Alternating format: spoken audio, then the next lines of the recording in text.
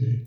Now, Recording in progress. Now that didn't happen very often because I was rarely in the doghouse with Don Pasquale, usually just the opposite.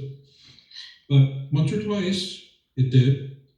Did you ever utilize conflict directly in something related to your career? Did you ever utilize that method? I can't remember ever doing that. Did I don't think so. I can't remember doing that. I would tell people I disagreed with them. I wouldn't shout at them. Never shouted. Never addressed aggression with aggression on my own part.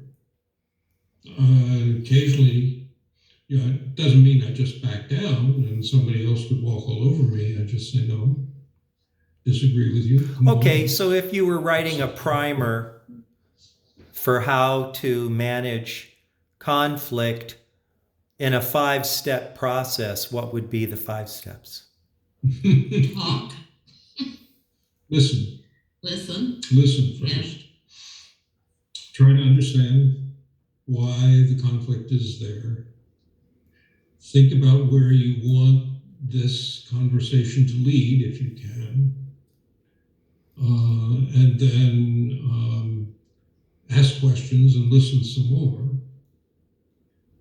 And while that's going on, think about how you can address the anger the person has and still end up with a situation that is workable for you both, and then manage your way through it.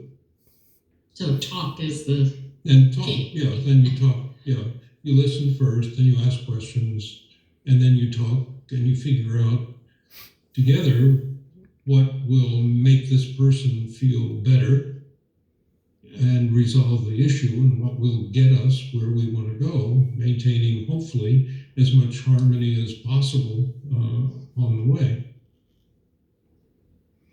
If you have other thoughts on avoiding conflict, be sure to let me know and we'll add it in. Mm-hmm. Okay.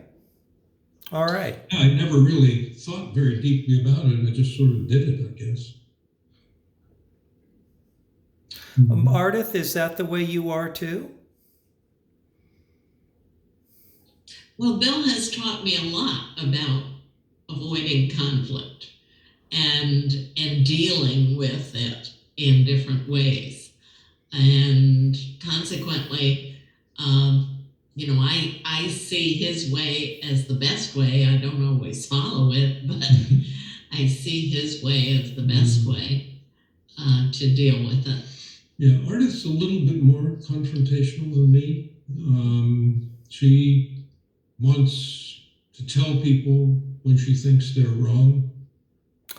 Well, if we were to look at international conflict, like let's just say hypothetically that one country were to attack another country next to it and kill a lot of civilians and children and women.